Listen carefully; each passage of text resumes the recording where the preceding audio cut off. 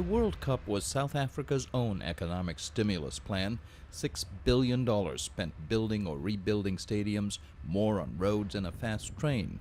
Still, the official jobless rate is 27%, and that's not counting migrants from neighboring countries and doesn't include the huge number of underemployed day laborers, so-called casual workers.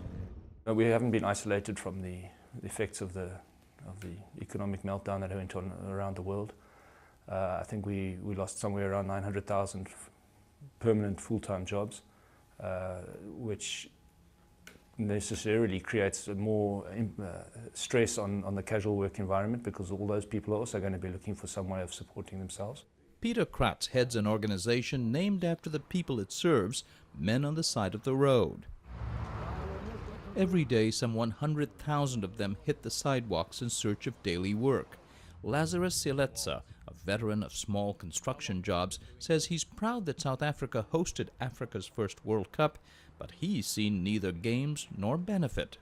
So we are happy, but we are starving.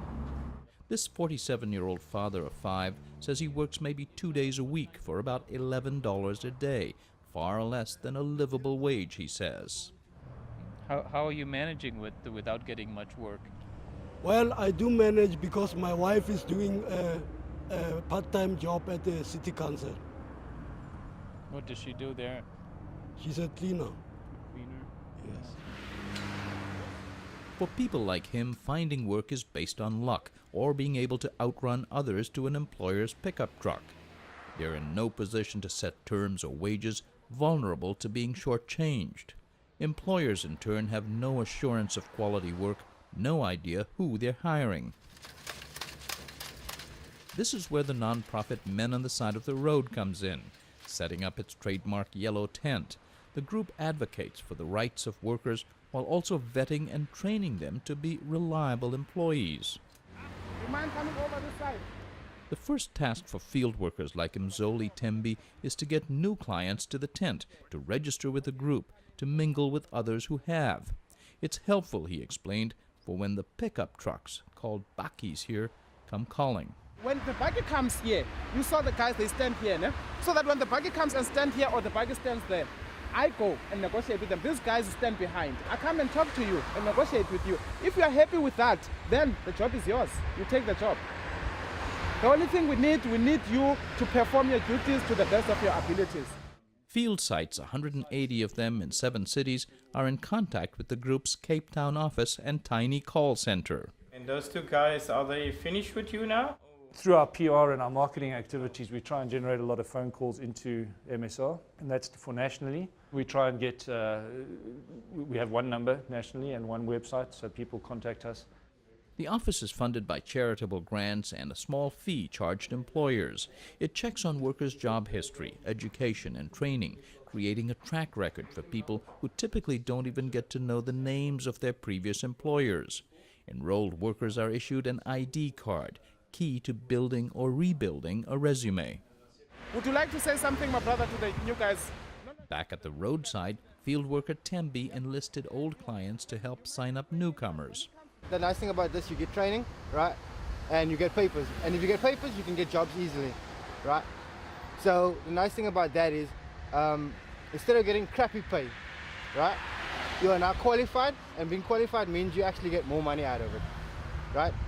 The ultimate goal is to land permanent employment. Men on the Side of the Road offers training in several construction skills and occasionally to bring out other talents.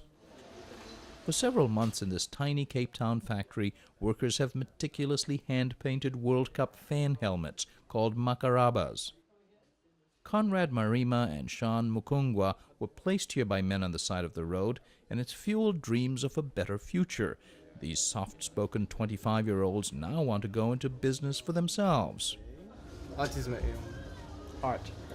You'd like to be an art businessman? Yeah, that is my aim. Now I'm an artist.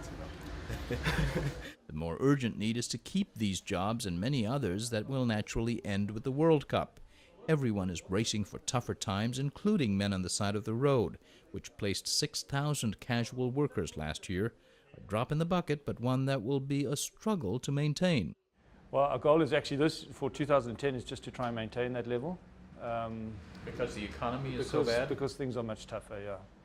And even when the economy turns around, Kratz says, South Africa will suffer chronic high unemployment among people who have few skills for today's global economy. Many experts blame the schools. They say the education system hasn't improved much from the apartheid era, which officially ended in 1994. Schools for the 80% black majority trained people for menial jobs, a substandard system by design, and many of those same teachers remain on the job, says columnist and educator Sipho Siepe. People who are teaching now, especially the teachers, these are people who are products of that system, a substandard system. So you would not expect that the people who have been produced by a substandard system will suddenly become excellent. Back on the sidewalk, Ephraim Mocheko voiced a hope all South Africans share, that after weeks in the global spotlight, this country has shown it can run a huge tournament successfully, that it's a good place to do business. It would be great, he said, if some of the foreigners can now invest in South Africa's economy and create jobs for people like us.